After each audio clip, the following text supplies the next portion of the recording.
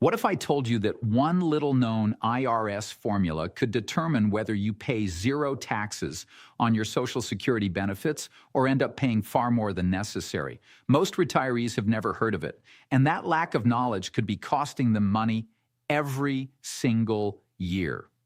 If you're receiving Social Security or you're planning to claim it soon, you need to understand how this works. Because the IRS doesn't simply look at your Social Security check and decide whether it's taxable. They use a completely different calculation that catches many retirees off guard. It's called provisional income. And believe it or not, this one number can make the difference between paying no tax on your benefits and having up to 85% of them become taxable. Now, before you panic, let's clear something up right away. When people hear 85% taxable, many assume the government is taking 85% of their Social Security check. That's absolutely not true. We'll talk about what it really means in just a moment. First, let's look at how the IRS calculates provisional income. The formula is actually pretty simple. They start with your adjusted gross income, then they add any non-taxable interest income you may have. Finally, they add 50% of your Social Security benefits. That's it. The total equals your provisional income. So why does this number matter so much? Because it's the number the IRS uses to determine whether your Social Security benefits become taxable. For 2026, if you're filing as a single taxpayer and your provisional income is below $25,000, your Social Security benefits are generally not taxable. If you're married filing jointly, the threshold is $32,000. Stay below those levels and you're usually in the clear. But once your provisional income moves above those limits, things start to change. A portion of your Social Security benefits may become taxable, and as your income rises, that percentage can increase. Now let's go back to the myth that scares so many retirees, the famous 85% rule. This is probably one of the most misunderstood parts of retirement taxation.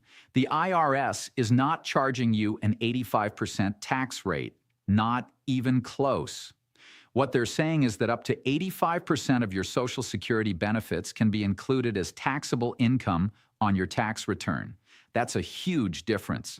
Those dollars are then taxed according to your normal income tax bracket, which might be 12%, 22%, or another rate depending on your situation. Understanding that distinction alone can save a lot of unnecessary stress. So the next question becomes, how can you keep your provisional income lower and potentially reduce taxes on your benefits? One powerful strategy involves using a Roth IRA. Qualified Roth IRA withdrawals are generally tax-free, assuming you've met the age and holding period requirements. But here's the part many retirees love. Qualified Roth IRA withdrawals do not count toward your provisional income calculation. Think about that for a second.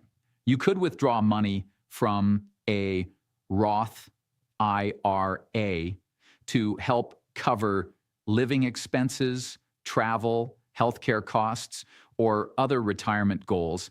And those withdrawals generally won't push your Social Security benefits into the taxable zone. That's a major advantage compared to traditional retirement accounts.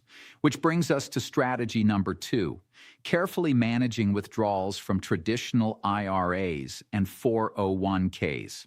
Many retirees wait until they start receiving Social Security before thinking about their retirement account distributions. But in some cases, taking withdrawals before claiming Social Security may help reduce future tax issues. Why?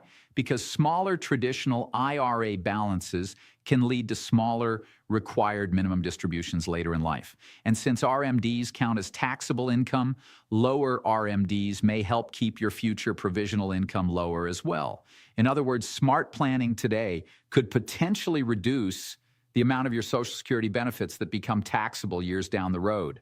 And that's really the big takeaway here. Social Security taxes aren't based solely on how much money you have. They're based on how the IRS counts that money. The better you understand the provisional income formula, the more opportunities you may have to make informed decisions about your retirement income strategy.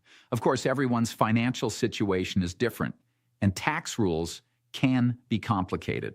That's why it's always wise to consult a qualified tax professional before making major financial decisions. If you found this helpful, be sure to hit the like button, subscribe to the channel, and let me know in the comments. Were you aware of the provisional income formula before today? I'd love to hear your thoughts. Thanks for watching, and I'll see you in the next video.